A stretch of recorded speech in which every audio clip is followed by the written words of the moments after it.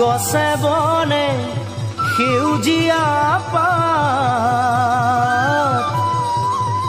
এ পৰি থকা নিজা নদীৰ ঘাট পুৱাতে উঠিলৈ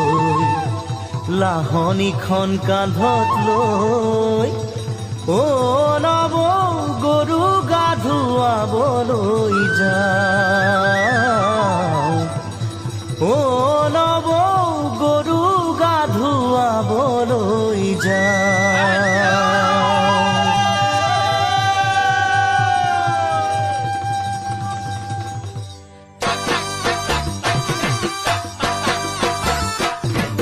দীঘলতিৰ পাত মাখিয়তিৰ চাট হাতৰ খৰি কাট লাও বেঙেনা গৰু গা ধুৱাবলৈ যাওঁ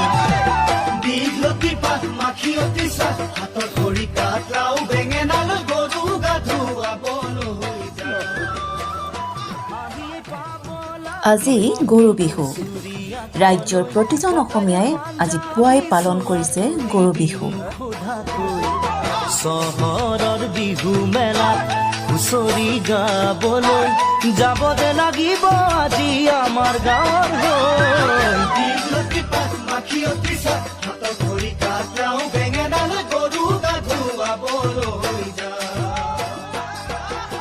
গৰুক পৰম্পৰাগত ৰীতি নীতিৰে মাহ হালধিয়ে নোৱাই ধুৱাই গৰু বিহু পালন কৰিছে প্ৰতিজন অসমীয়াই বাকচতে তোৰ আছেনে বাৰু ফুলাম গামোচা পকোৱা সূতাৰ মূৰতে পাক মাৰি ল'বলৈ বাকচতে তোৰ আছেনে বাৰু ফুলাম গামোচা পকোৱা সূতাৰ মূৰতে পাক মাৰি ল'বলৈ চাইকেলখনো নিদিবি ককাই এই দৃশ্য হৈছে খুমটাইৰ যোগীবিলৰ পুৱাই এনেদৰে গৰুক গা ধুৱাইছে জনপ্ৰিয় বিধায়ক মৃণাল শইকীয়াই বৰকৈ ধৰিছে মই নগলে বোলে বিহু নহয় দীঘলতি পাত মাখিয়তি চাট হাতৰ খৰি কাট লাও বেঙেনা গৰু গা ধুৱাবলৈ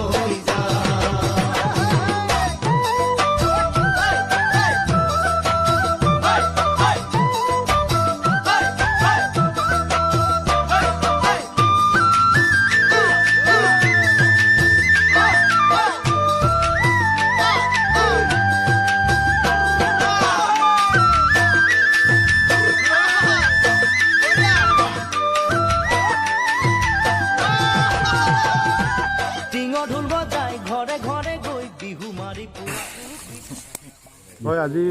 গৰু বিহু আমাৰ অসমীয়া ৰাজ্যৰ পৰম্পৰা যে বহাগ বিহুৰ আগদিনা যিদিনা গৰু বিহু সেইদিনা গৰুবিলাকক নিজৰ পোহনীয়া গৰুবিলাকক আদৰ সাদৰ কৰে মাহ হালধি সানে আৰু গা ধুৱাই ভালকৈ প্ৰতিপাল কৰে আৰু এই পৰম্পৰাটো মই বিহুতকৈও বেছি ভাল পাওঁ বিহুটো দেখা গ'ল যে 15 দিন আগৰ পৰা নাচিয়ে আছে মানুহে গৰুবিলাকৰ কাৰণে এদিন সময় আমি দিব পাৰিছোঁ আৰু ৰাইজলৈ আহ্বান যে সকলোৱে পোহনীয়া গৰুবিলাক মৰমেৰে প্ৰতিপাল কৰি ৰাখক গৰু আমাৰ কাৰণে বহুত উপকাৰী গাখীৰ দিয়ে গোবৰ দিয়ে আজি ইউৰিয়াৰ দিনত গোবৰে খেতি কৰিলে পাচলি কিমান ভাল হয় সেইকাৰণে গৰুবিলাক আমি প্ৰতিপাল কৰি ৰাখিব লাগিব এইবাৰ বিহু কেনেকৈ পাৰ কৰিব আজিৰ দিনটোতো গৰুৰ লগত যাব গৰু খোৱাম বোৱাম ভালকৈ আজি সিহঁতক ৰজাৰ নিচিনা ৰাখিম বাকী আৰু কাইলৈ পৰা বিহু ঘৰলৈ বিহু আহিব সেয়াই তেনেকৈ আৰু এটা কথা জানিব বিচাৰোঁ কৰোণা এতিয়া ভয়াৱহতা পেণ্ডেমিক যিটো আছে এই সময়ত কিবা আহ্বান থাকিব নেকি অসমবাসীলৈ নিজে বাচি থাকক যিটো আমাৰ চৰকাৰীভাৱে দিছে যে ছ'চিয়েল ডিষ্টেঞ্চ মাস্ক এইবিলাক পৰিধান কৰি ভিৰৰ মাজত বেছি নোসোমাব সেই তেনেকুৱা ধৰণে কটাব লাগিব কৰোণাৰ লগতো আমি সহবাস কৰিব লাগিব ই যে কেতিয়াবা যাব মোৰ সেইটো সন্দেহ হয় সেইকাৰণে আমি তাৰ লগত সহবাস কৰি তেনেকৈ কটাব লাগিব বিহু মঞ্চত এতিয়া ধৰক মানুহ জমা হ'ব তেনেকুৱা ধৰণৰ কিবা আহ্বান থাকিব নেকি মানুহক সেইটো চৰকাৰে দিছে যে অলপ সাৱধান থাকিব লাগে কাৰণ মানুহক কোনো জোৰ জবৰদস্তি কৰিব নোৱাৰে এনে সকলোৱে নিজে নিজে নিজৰ স্বাস্থ্যৰ কাৰণে নিজে নিজে আচলতে যত্ন ল'ব লাগিব চৰকাৰে কেতিয়াও ফ'ৰ্চফুলি কিবা এটা কৰিব নোৱাৰে মানে ৰাইজে নিজে নিজৰ কাৰণে চালেই হ'ব अरे वाह स्वाद तो लाजवाब है इतनी अच्छी स्वाद वाली चाय पत्ती मिलती कहाँ है ये दरगाह आसाम की ब्रांड की चाय पत्ती है आसाम के बागानों से सावधानी और माहिरता से चुनी हुई पत्तियां चुटकी में तुम्हें फ्रेश और फिट फील करवाती है छोटी बड़ी सभी पैक साइज में उपलब्ध है। ट्रैवल के लिए 15 ग्राम का पैकेट हो या घर के लिए 1 किलो की, मुझे तो बहुत पसंद है। दरगाह टी FSSAI अप्रूव भी है। सच में अब तो मैं भी दरगाह आसाम टी ही लूंगी। बहुत बढ़िया।